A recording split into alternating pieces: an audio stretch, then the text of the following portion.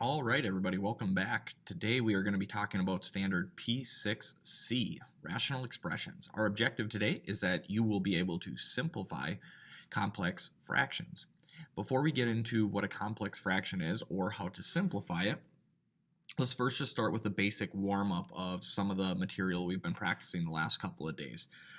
In math, it really helps to spiral back and hit problems again a second time. It helps with that curve of forgetting, so please always give warm-ups the time they're worth. I think you honestly will start to find them pretty valuable. So in this first expression, we see that we have two rational expressions that are being added together. In order to add rational expressions together, you need to have a common denominator. So in order to achieve that common denominator, we are first going to start out by factoring the numerator and denominators of each of these two fractions, if possible. So in this first one, we have multiplies to be a minus 4, adds to be a minus 3. That would be an x minus 4 and an x plus 1. According to that, though, there's really nothing else that can be factored. So it's at this point that we start to check our common denominators. So we can see that they both already have an x minus 4, but it does appear that the second fraction is going to need this x plus 1. So I'm going to multiply the second fraction by x plus 1 and x plus 1. Now remember, these are quantities, so I'm going to put my parentheses around. My first fraction appears to have everything at this point. They both are going to have an x plus 1. They both already have the x minus 4, so we should have a common denominator at this point. Since my first fraction doesn't change, I'm just going to leave it as x.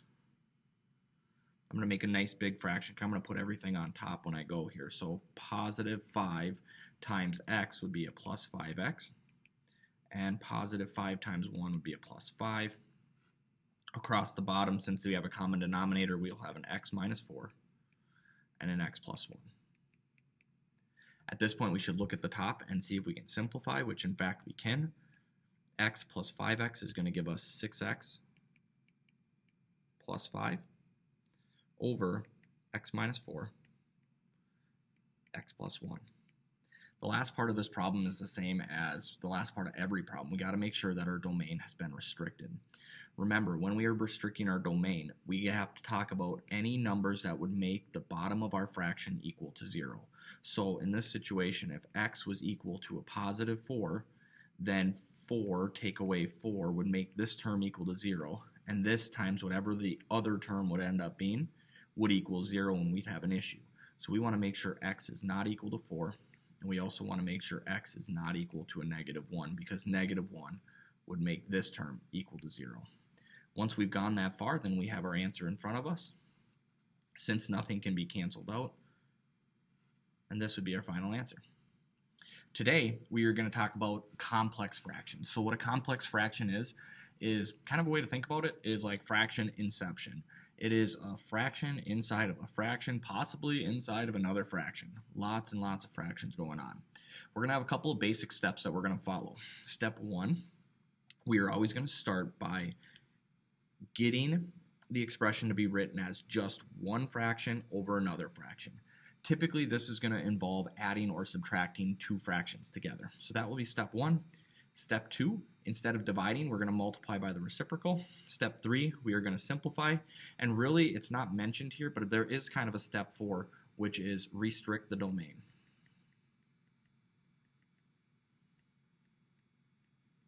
Anytime we are working with fractions and leaving x's down there, we have to remember to restrict the domain.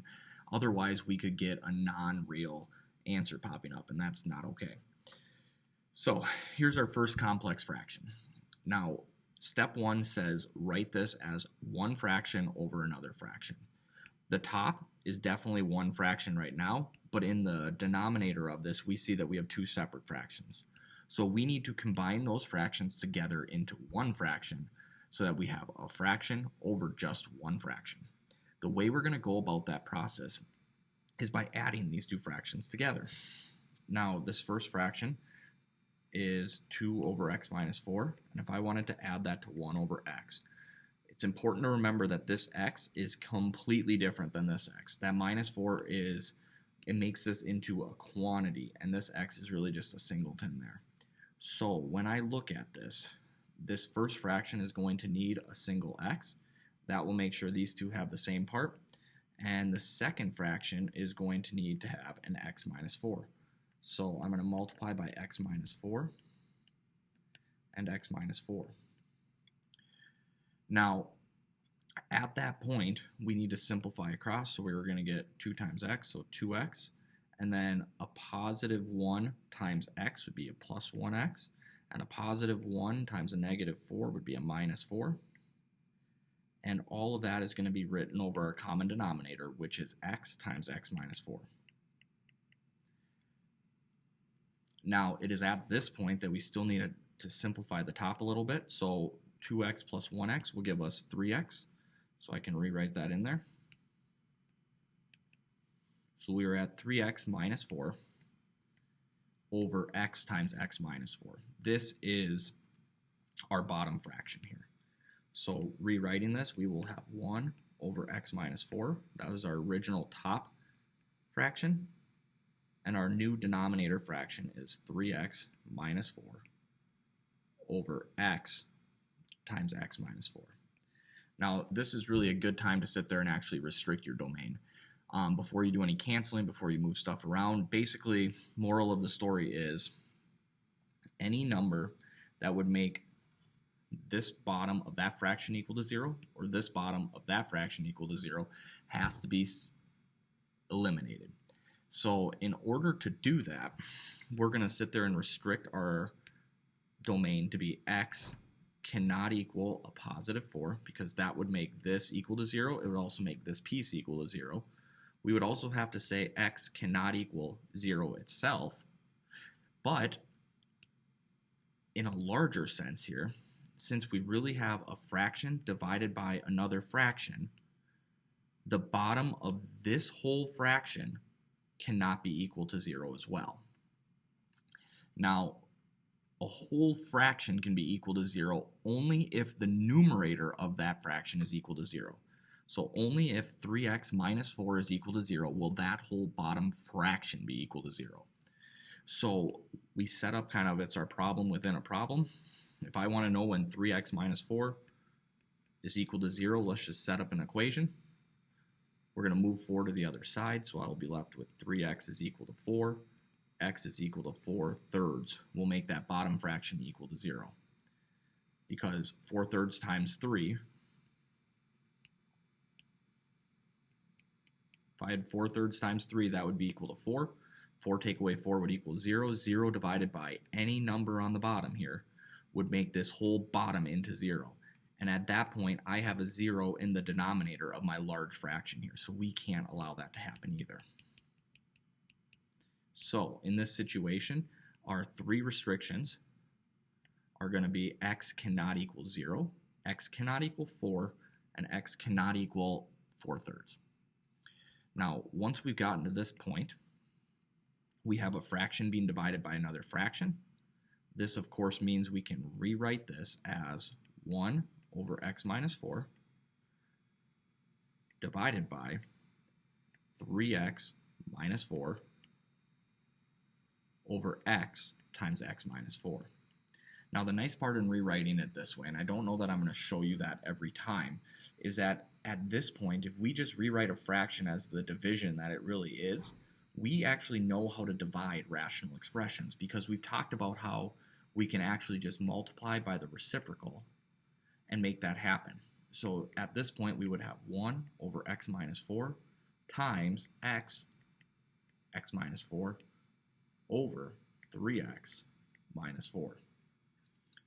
Now, at this point, we multiply straight across like we've been taught to do. We're going to end up with 1x times x minus 4.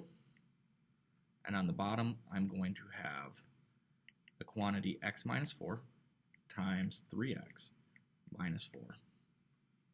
Lastly, we want to cancel out any like terms. So we have x minus 4 and x minus 4, so those are gone, which means our final answer will be 1x over 3x minus 4. With, of course, our restrictions, with x not equal to 0, 4, and 4/3. So this is a big problem. Without a doubt, there are a lot of steps. There's a lot to remember. All of that simplifying and practice we've been doing over the past few days kind of comes into play on problems like this, these complex fractions.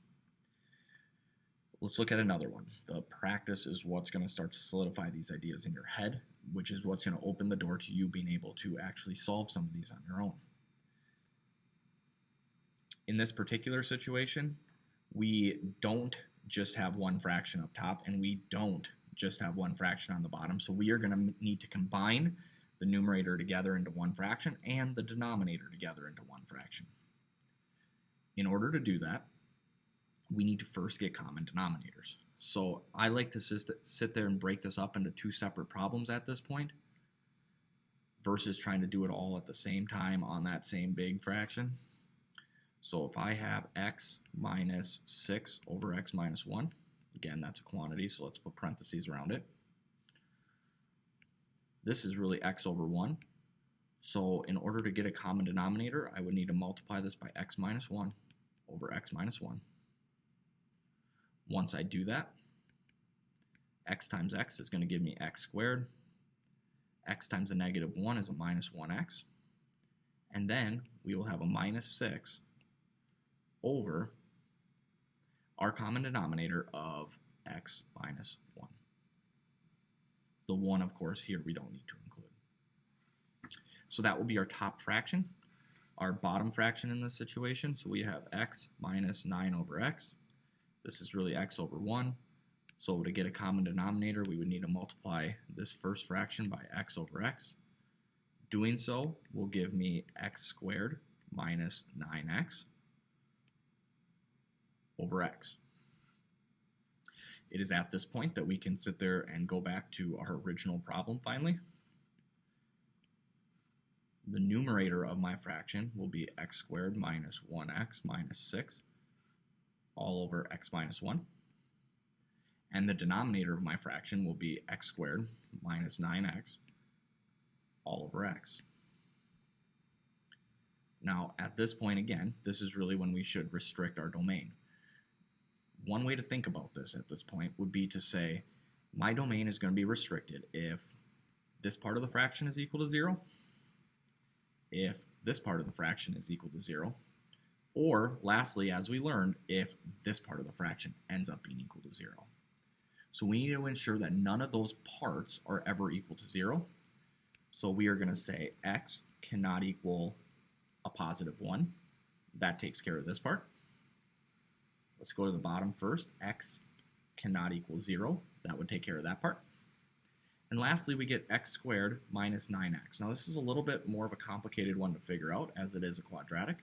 So we should set up a separate equation. X squared minus 9x is equal to 0. We want to know when that is equal to 0. Now, at that point, we can factor an x out of both of these terms. And since we have two things that are being multiplied together, the x and the x minus 9, and they're multiplying to be a 0, the only way that that can happen is if this part's equal to 0 or this part's equal to 0. This first part is equal to 0 when x equals 0.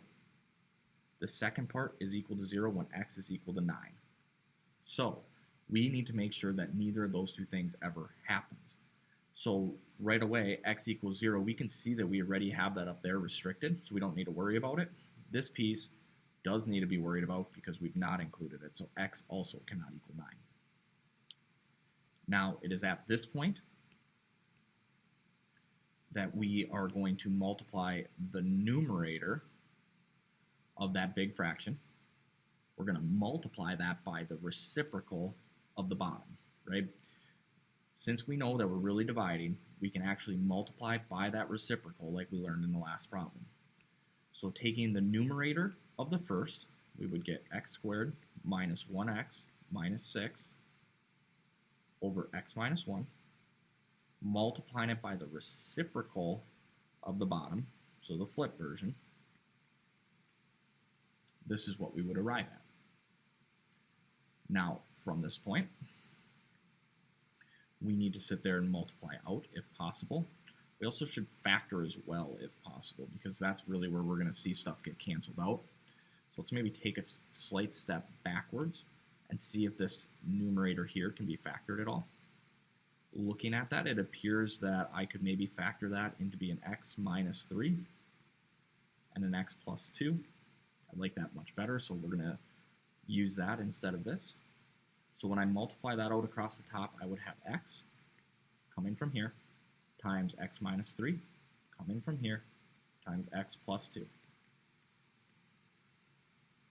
Across the bottom, we have x minus 1. And it appears this can actually be factored as well, as we kind of saw. This would be x times x minus 9. And at that point, we could put the x minus 9 over here and that x right in front. Now we've already done the work of restricting our domain, and we were very careful about that. So at this point now we can just cancel stuff off. So they both have an x, so that can go away. But that's it. Their other terms are not alike. So your final answer would be x minus 3 times x plus 2 over x minus 1, x minus 9, with x not being equal to 1, 0, and 9. Again, we're talking about big, serious math concepts right now, just putting idea after idea together and simplifying appropriately. This really does a good job of summing up a lot of the standards we've been talking about. Let's look at another one. We have 3 examples left here.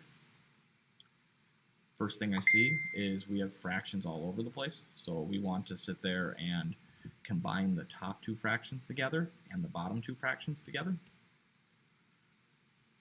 If I look at the tops right off the bat, maybe we can kind of jumpstart this process. I can look at the denominators right now, and hopefully I can see that this will just need an x minus 2 and an x minus 2. And my second fraction will need an x plus 1 and an x plus 1.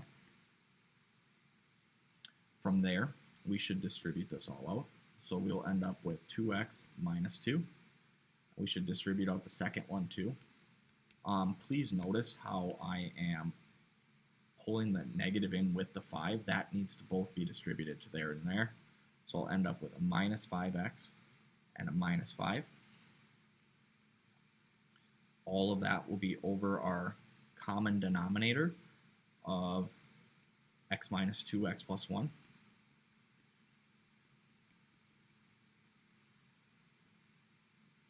At that point, we do have a little bit of simplifying we can do. So combining, I will have a minus 3x minus 7 as my top over the denominator of x minus 2 times x plus 1. That is the top of my complex fraction here once I've simplified. Looking at the bottom of this other one, get rid of a little bit of this up here. Again, maybe we can speed this up a little bit by realizing first that that is a quantity, and then by realizing that I need to multiply by x and x, and this one by x minus 2 and x minus 2. Doing so, I will end up with 3x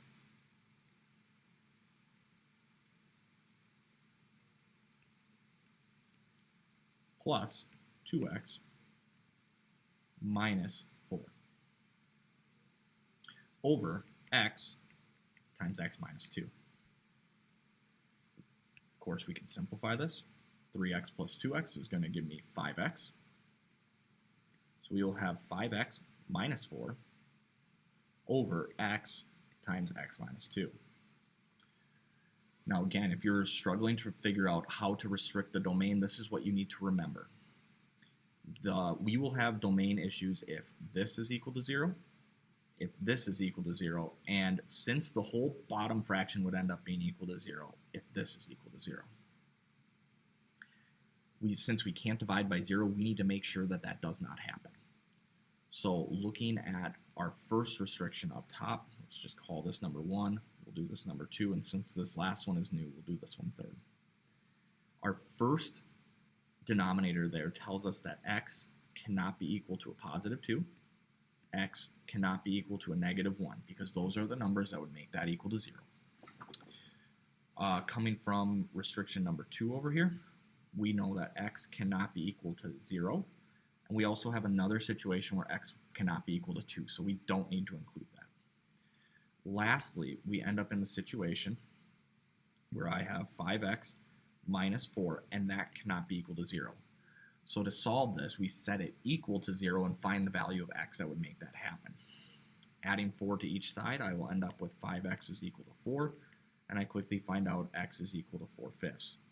So we are going to restrict 4/5 from our domain, since that is the number that would make the numerator of the denominator of the complex fraction 0. So x cannot equal 4/5. Once our domain is restricted, then what we want to do is we want to multiply the top fraction by the reciprocal of the bottom fraction. So my top fraction was a negative 3x minus 7 over x minus 2 times x plus 1. We are going to again multiply that by the denominator of the second fraction. So the denominator is reciprocal. So I will end up multiplying by x minus 2, 5x minus 4. Again, this cannot be factored. This cannot be factored, so we're just going to leave those as quantities. So when I combine these together, we will be left with x minus 2, times a negative 3x minus 7 all over x minus 2 times x plus 1 times 5x minus 4. And at that point, we want to cancel out any like terms. So we have an x minus 2 and an x minus 2. It appears those are the only commonalities we had. So we will have x times a negative 3x minus 7 over x plus 1, 5x minus 4. With, of course, x, it's coming from our work before, not equal to 2, negative 1, 0, or 4/5. Those are those problem areas for us.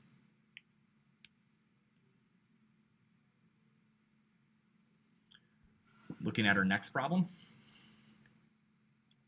again, we need common denominators to start so we can combine the original numerators and denominators. Since this is 2 over 1, I will multiply by x and by x, which will give me 2x plus 2 over x when I combine all of that together. In the denominator of that fraction, since this is 3 over 1, I will need to multiply by x squared over x squared. So I will get 3x squared minus 3 over x squared.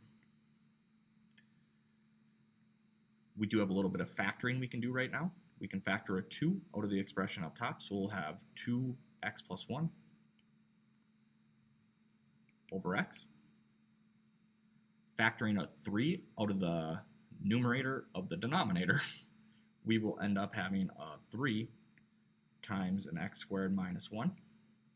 And if you realize right now, this is actually a difference of perfect squares, so we can factor that further into being an x minus 1, x plus 1, all over x squared. It's at this point we should restrict our domain. The 3 areas that will give us issues will be here, here, and here. So the first area is addressed by not allowing x to be equal to 0. That actually will address the bottom one over here as well, because 0 squared is still 0. So both of those are taken care of. Looking at the numerator, or our last spot here, put that in a different color maybe. So we're looking right here right now. This will be equal to 0 if the x minus 1 term is equal to 0. So we're going to restrict it to say x cannot equal 1, and also that x cannot equal a negative 1. Once we have those restrictions in place, we are going to multiply the numerator of our complex fraction by the reciprocal of the denominator of that fraction. So we will have 2x plus 1 over x, and we are going to multiply that by x squared over 3 times x minus 1 times x plus 1.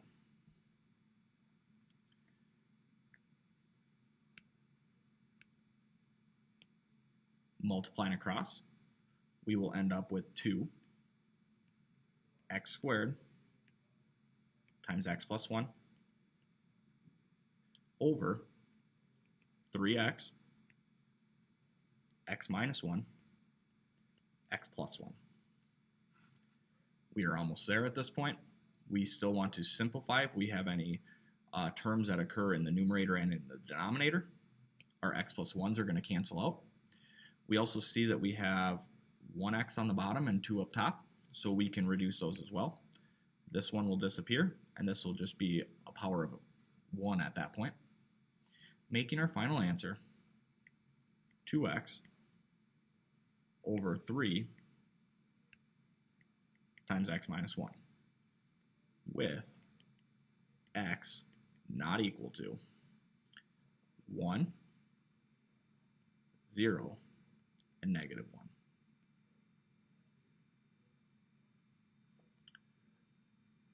Hopefully at this point you're starting to understand the process. Combine the top, combine the bottom, so that we just have one fraction over another fraction. After we do that, we can multiply by the reciprocal, while of course restricting our domain and simplifying it as well. This would be a great time for you to pause the video and to attempt this problem on your own. Let's work through it together now. Hopefully you've done it at this point on your own. First thing I notice is I don't just have one fraction up top, so we need to combine this. To do so, this is 3 over 1. So I will need to multiply this by an x plus 4 over an x plus 4. Of course, I need to distribute here and here. So I will be left with 3x plus 12, and then I will have plus 1 over my common denominator of x plus 4. We can simplify this. 12 plus 1 would give me 13, so let's rewrite this as 3x plus 13 over x plus 4. One nice feature of this problem is that the bottom is already one fraction, so we don't have any more work to do down there. Now it is at this point that we should restrict our domain. Again, our problem areas occur here, here, and here. This is equal to 0 if x is equal to a negative 4, so we're going to make sure that doesn't happen. X can no longer be equal to a negative 4.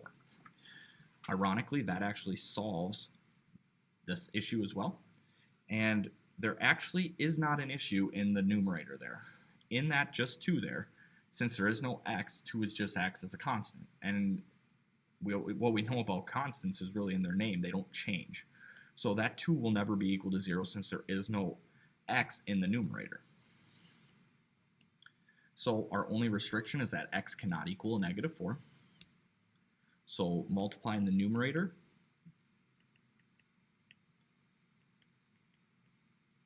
by the reciprocal of the denominator.